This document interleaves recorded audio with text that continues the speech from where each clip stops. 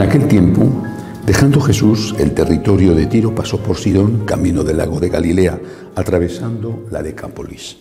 Y le presentaron un sordo que además apenas podía hablar. Y le piden que le imponga las manos. Él, apartándolo de la gente a un lado, le metió los dedos en los oídos y con la saliva le tocó la lengua. Y mirando al cielo, suspiró y le dijo: Efetá, esto es, ábrete. Y al momento se le abrieron los oídos, se le soltó la traba de la lengua y hablaba sin dificultad. Él les mandó que no lo dijeran a nadie, pero cuanto más se lo mandaba, con más insistencia lo proclamaban ellos. Y en el colmo del asombro decían: todo lo ha hecho bien. Hace oír a los sordos y hablar a los mudos. Palabra del Señor. Hay una antigua iconografía, muchas veces representada en escultura, que es de origen, creo, de origen hindú o quizá chino, que representa a tres monos. Uno de ellos se tapa los ojos para no ver, otro se tapa los oídos para no escuchar y otro se tapa la boca para no hablar. Está queriendo representar que ese es, seguramente con el fondo de la espiritualidad budista o hinduista, que eso es lo que hay que hacer en la vida, ¿no? Si no quieres líos, no veas, no escuches y no hables. Porque si ves los problemas que hay y denuncias los problemas que hay, si oyes el grito de la gente que sufre y te pones a su favor dándoles voz a los que no tienen voz, te vas a meter en complicaciones. Cuando el Evangelio dice que Jesús hace oír a los sordos, estaba refiriéndose a un hecho físico, los milagros que hacía.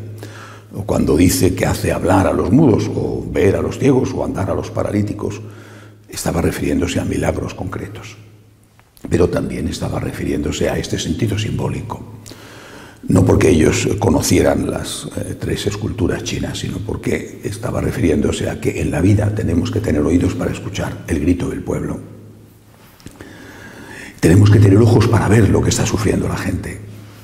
Y tenemos que tener la valentía de darle nuestra voz a los que no tienen voz. Cuando eso lo miramos, cuando vemos esto a nuestro alrededor, vemos que hay unos problemas que son a veces delitos más que problemas dentro de la propia Iglesia. Y vemos con dolor, con vergüenza, cómo esos problemas, por aquellos que tenían que resolverlos, han sido tapados. Estamos asistiendo ya desde hace tiempo, pero sobre todo estas últimas semanas, a una especie de catarsis colectiva, donde sale a la luz, pues, como obispos, cardenales, a veces han sido ellos los que han hecho las fechorías, los delitos, otras veces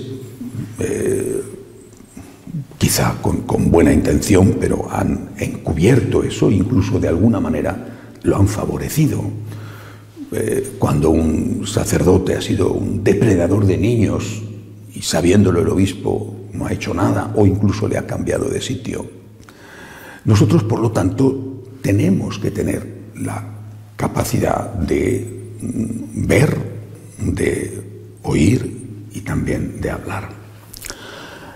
Pero hay que tener una cierta precaución, y es que podemos estar en una situación en la cual estén, como hacen con los toros en las corridas, ¿no?, poniéndonos el trapo rojo, el capote del torero, para que el toro embista a eso, ¿no?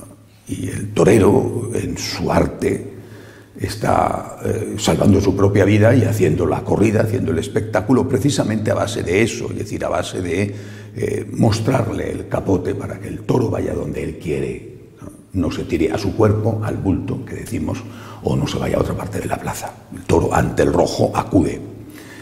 Puede ser que no, que estén poniendo una muleta, un trapo rojo, para que acudamos allí y no hagamos otra cosa. Por ejemplo, cuando saltan los gravísimos escándalos de Chile, se aprovecha para aprobar una ley permisiva del aborto, por lo menos llevarla al Parlamento. Cuando han saltado los gravísimos escándalos de Irlanda y la Iglesia ha quedado postrada, avergonzada, humillada y arruinada económicamente, se aprovecha para aprobar una ley del aborto increíblemente permisiva, que es además, o va a ser además, obligatorio cumplirla también en los hospitales católicos. Es decir, tenemos que condenar el mal, estar a favor del bien. No tenemos que no hacer el mal, pero bueno, condenar el mal, estar a favor del bien, pero siendo conscientes de que puede ser que nos estén manipulando. Y no solamente nos están manipulando en esto, ¿no? Estamos sin fuerzas, estamos sin energía. La Iglesia no es hoy la Iglesia de la época de San Juan Pablo II, que era capaz de salir a la calle para defender la vida. No. Hoy la Iglesia está avergonzada, postrada, humillada y en muchos aspectos también arruinada. Pero yo creo que hay más cosas incluso. No son comparables, porque la violación de un niño no es comparable con otras cosas. Quiero dejarlo claro. Pero, por ejemplo, no nos están enseñando, mostrando otro tipo de errores, los litúrgicos o los doctrinales. Sobre eso nadie habla, sobre eso nadie se pronuncia, sobre eso no hay artículos en los periódicos pidiendo justicia, sobre eso no hay las víctimas que se levanten reclamando indemnizaciones o diciendo me ha destrozado la vida porque cuando era un niño en la catequesis me dijo que esto estaba bien y no está bien.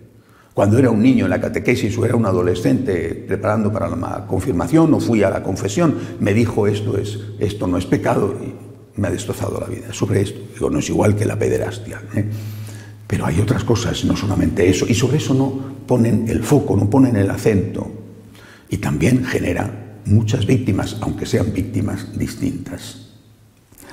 Por eso creo que tenemos que tener mucho cuidado, porque puede ser que estén utilizándonos o utilizando esas cosas para desviar nuestra atención de otras que no serán comparables porque, por ejemplo, no serán delitos, en algún caso son horribles como es el aborto, la muerte no de un ser vivo, como dicen, sino de un ser humano vivo, porque el aborto no es matar un pollo, el aborto no es matar una gallina, que es un ser vivo. El aborto es matar a un ser humano, que por supuesto está vivo.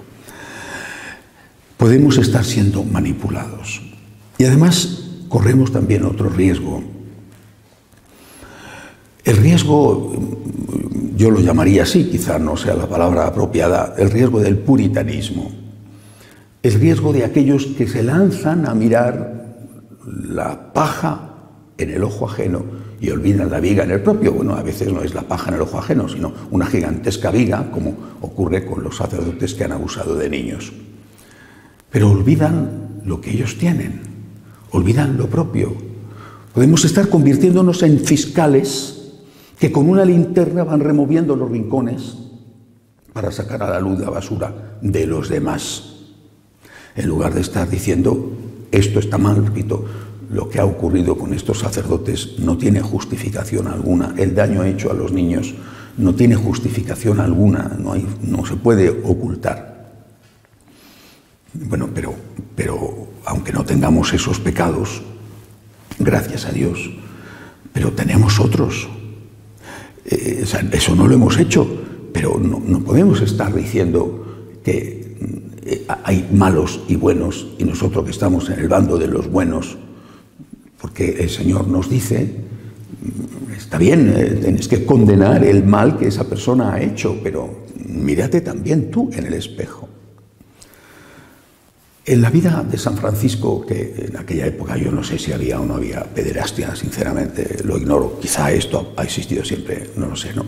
Pero desde luego el clero, en un porcentaje relativamente amplio, lo demuestra, lo confirma la historia. El clero vivía, usando una palabra castellana que no sé si se entiende en otros sitios, vivía de manera abarranagada. Tenía una barragana. La palabra barragana era una amante que convivía con él sin estar casado. Eso era la barragana. Y el clero vivía de una manera abarraganada, es decir, bueno, era frecuente que la señora que vivía con el cura no era una señora mayor que le limpiaba la ropa, sino que le limpiaba la ropa y que le calentaba la cama. Y esto en las aldeas, en los pueblos pequeños y posiblemente también en las ciudades, esto era de dominio popular, lo sabía todo el mundo, ¿no? En una ocasión a San Francisco, esto era frecuente, no sé si mayoritario, pero frecuente.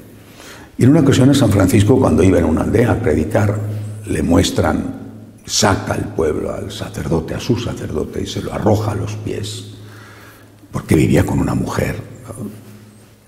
Y eso el pueblo no le gustaba, no lo quería, y tenía razón. La gente tenía razón en no querer que su cura fuera un cura que vivía con una señora.